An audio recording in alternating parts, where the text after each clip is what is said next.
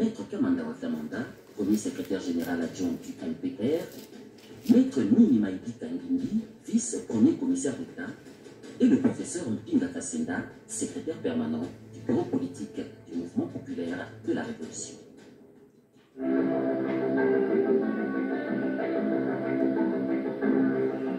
Bonsoir, Ruelle.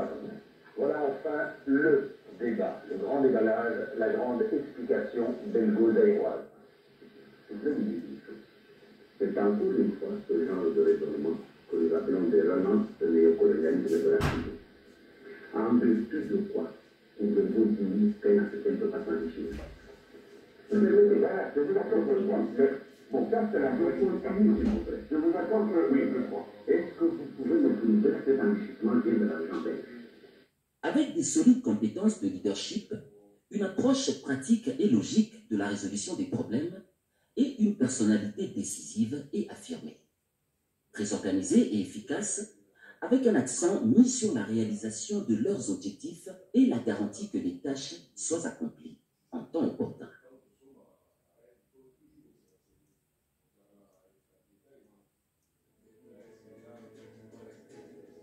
Mpinga Kasenda était un homme qui excellait dans la prise de décisions difficiles, à gérer les ressources de manière efficace et à mettre en œuvre les plans stratégiques pour stimuler le progrès et le développement du pays. Il accordait la priorité à la structure et à l'ordre et valorisait la tradition et les systèmes établis. Un homme d'un charisme hors pair, d'une flexibilité très réfléchie, mais avec une fermeté implacable.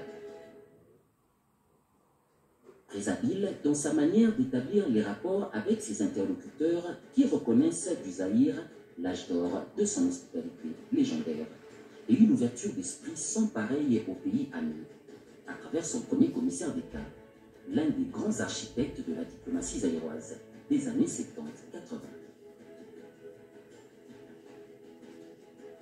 En Chine,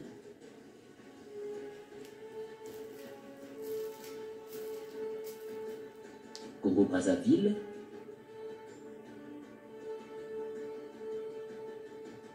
Sénégal,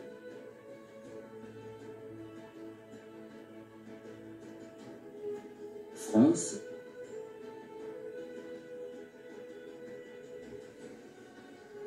États-Unis.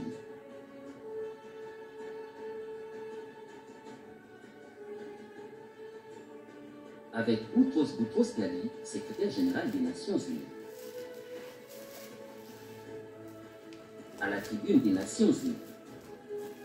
Avec l'envoyé spécial du président Omar Bongo du Gabon, M. Jean-Baptiste Ngomo Obiang, secrétaire d'État aux Affaires étrangères, porteur d'un message de son président à Mobutu en date du 22 janvier 1979.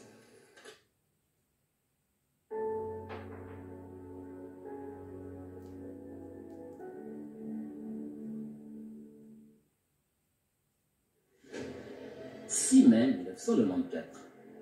Alors qu'il revenait de Guadeloupe rencontrer le président Mobutu, Mpinga Kasenda embarqua dans l'avion afin de retourner à Kinshasa via Kisangani, comme il en avait reçu l'ordre du président. C'est alors que le dernier chapitre de son destin exceptionnel, le dernier paragraphe, la dernière phrase, venait d'être interrompu par un point final.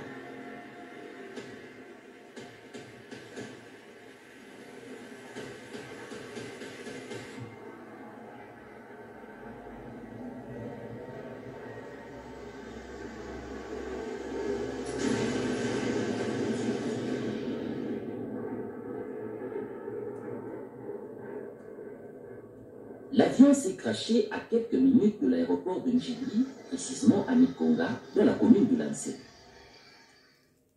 De cet accident tragique, Mpinga Kasenda perdra la vie, aux grandes dames de sa hiérarchie, de ses proches, mais surtout de sa famille. Je l'ai vu le matin et il m'a appelé urgemment pour me donner des instructions relatives à un voyage qu'on devait effectuer pour l'Afrique du Sud, accompagner le maréchal